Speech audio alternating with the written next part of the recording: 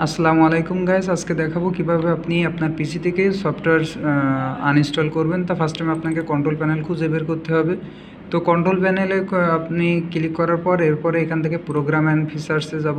এখানে যত পিসি software install করা আছে সব কিছুর একটা লিস্ট দেখাবে।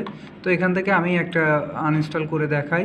এই ক্যামতাশিয়া স্টুডিও 8 এটি আমি ইনস্টল করব। এর উপরে রাইট সাইড ক্লিক করলে এই যে আনইনস্টল পাবো, অথবা এই যে উপরেও লেখা পাবো আনইনস্টল। তো এইভাবে এর উপরে ক্লিক করব, করার পরে একটা ডায়লগ বক্স আসছে। আমি এখানে ডায়লগ বক্সটি শেষ হলে এটা এরপরে আরেকটা ডায়লগ বক্স আসছে, আমি এখানে ইয়েস দিয়ে দেব, তার মানে আমি করতে চাচ্ছি এটা জানাতে হবে।